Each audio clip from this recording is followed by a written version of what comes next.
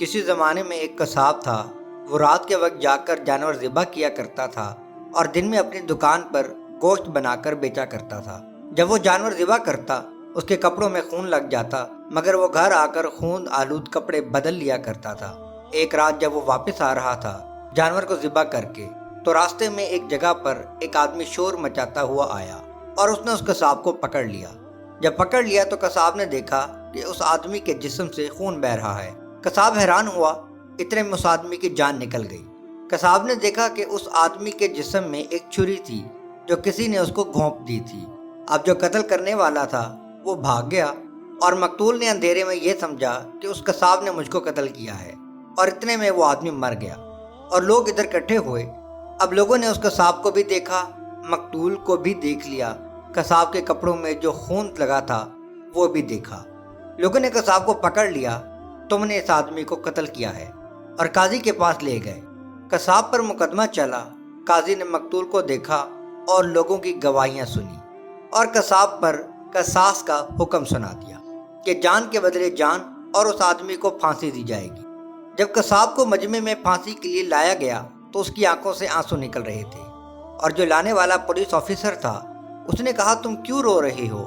کیا تمہیں اپنے جرم پر ندامت ہو رہی ہے؟ تو اس قصاب نے کہا ہاں ندامت تو ہو رہی ہے، لیکن میں اس بندے کا قاتل نہیں ہوں جس کے قتل کی مجھ کو سزا دی جا رہی ہے، میں کسی اور کا قاتل ہوں۔ پولیس والے نے کہا تمہاری کہانی کیا ہے؟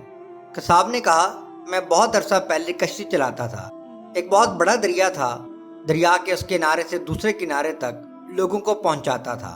ایک دن ایک عورت اور ایک لڑکی میری کشتی میں سوار ہوئے۔ میں نے لڑکی کو دیکھا، وہ بہت خوبصورت تھی، چاند کا ٹکڑا تھی۔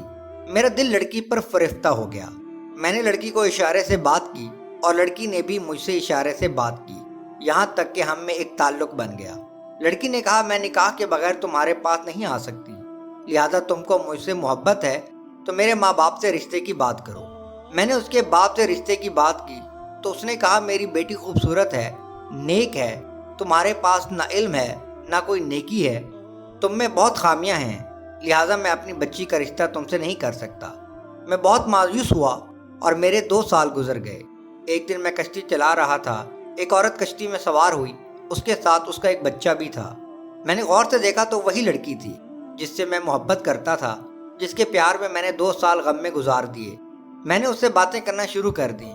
اس نے کہا دیکھو میں تم سے بات نہیں کر سکتی، میری شادی ہو گئی ہے، اب میرا خاوند بھی ہے اور یہ میرا بیٹا ہے، میں کسی کی امانت ہوں، خیانت نہیں کر سکتی، تم مجھ سے بات نہ کرو۔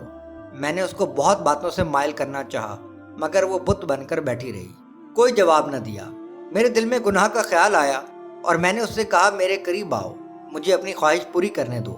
اس نے کہا تم اللہ سے ڈرو، میں کسی کی امانت ہوں، میں ایسا نہیں کر سکتی، مگر میرے اوپر درندگی سوار تھی۔ میں نے اس کا بیٹا چھینا اور اس کو کہا میں تمہارے بیٹے کو پانی میں پھینک دوں گا، تم میری خواہش پوری کرو۔ اس نے میری منت کی ایسا نہ کرو۔ میں نے اس کے بچے کو پانی میں سر کی طرف سے ڈبویا، وہ پھر بھی نہ مانی۔ مجھے اللہ اور اس کے رسول کا واسطہ دیا لیکن میں نہ مانا۔ اسی اثناء میں اس کا بچہ میرے ہاتھ سے مر گیا۔ اب وہ اکیلی ہو گئی۔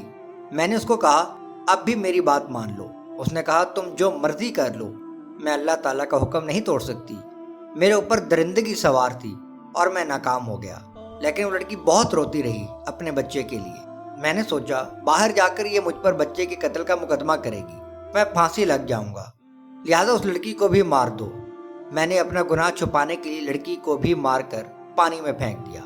میں نے 20 سال پہلے اس ماں اور بیٹے کو قتل کیا تھا۔ ڈر کے مارے میں نے کشتی کا کام چھوڑ دیا اور قصاب کا پیشہ اختیار کر لیا، مگر اللہ تعالیٰ کی لاٹھی بے آواز ہے۔ آج 20 سال گزر جانے کے بعد بظاہر میں بے قصور ہوں۔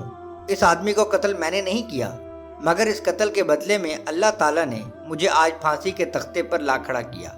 سچ ہے اللہ کی لاٹھی بے آواز ہوتی ہے۔